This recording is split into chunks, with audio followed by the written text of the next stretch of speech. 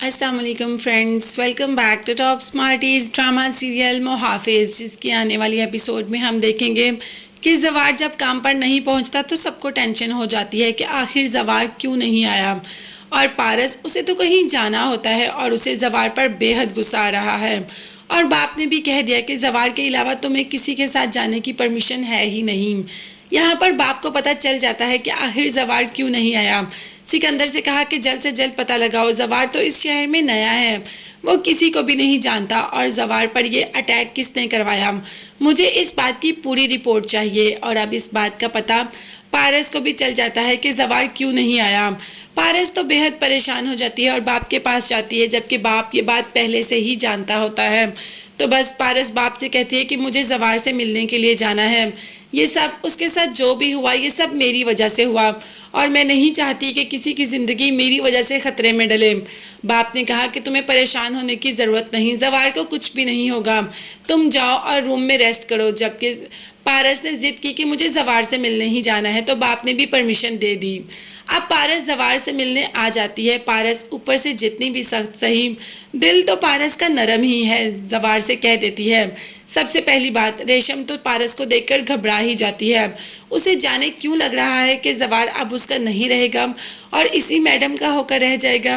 खैर, बात तो सही है, लेकिन अब मैडम की बात करते हैं। पारस ने जवार से कहा कि तुम मेरी वजह से अपनी ज़िंदगी को खतरे में क्यों डाल रहे हो, तुम ये जॉब छोड़ क्यों नहीं देते।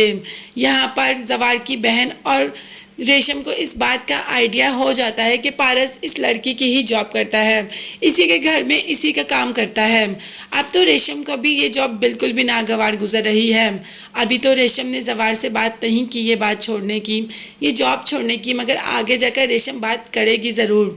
मगर फिर भी जवार ये जॉब बिल्कुल भी नहीं छोड़ेगा, क्योंकि उसके पास कोई जॉब नहीं और इतनी सैलरी उसे कहीं से भी नहीं मिल सकती।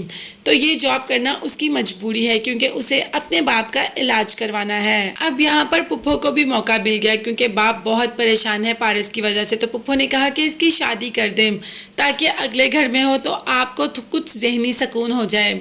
शादी तो कर दो, मगर कोई अच्छा रिश्ता भी तो हो। तो बस यहाँ पर पुप्पी ने अपने बेटे को सामने ही पेश कर दिया कि आफ्ताब से अच्छा रिश्ता भाई आपको कौन सा मिलेगा।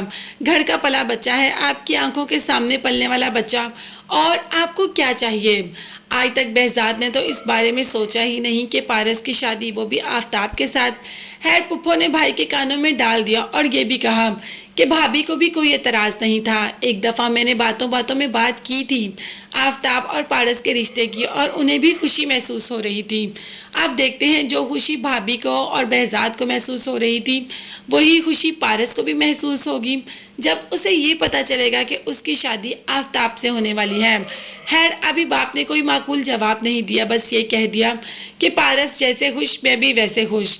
अब आफ्ताब को तो मौका मिल जाता है, उसे तो लगता है कि बस शादी के लिए हाँ हो गई और पारस हमेशा हमेशा के लिए उसकी होगी।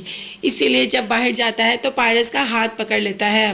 पारस को आफ्ताब तो एक नज़र नहीं भाता, उसका हाथ झटक देती है और कहती है कि मैंने तुम्हें पहले भी कहा है कि दोबारा मेरा हाथ पकड़ने की ज़रूरत नहीं, फिर तुम बार बार मेरा हाथ क्यों थाम लेते हो। जिस पर आफ्ताब ने कहा कि ये वही हाथ है जिसे मुझे पूरी उम्र थामना है, तो अब थाम लूँगा तो क्या फ़र्क पड़ता है। अब पारस को ये बात समझ नहीं आती और एकदम पूछ लेती है कि क्या मतलब। तब आफ्ताब बता देता है। देखते हैं पारस बाप से बात करती है तो बाप इस बारे में क्या जवाब देता है। फिलहाल के लिए न्यू अपडेट्स के बारे में जानने के लिए चैनल को लाजमी सब्सक्राइब कीजिएगा, बेल आइकॉन भी प्रेस करें ताकि हर वीडियो आप तक बआसानी पहुंच सके। नेक्स्ट वीडियोस तक के लिए अल्लाह हाफिज़, बाय बाय।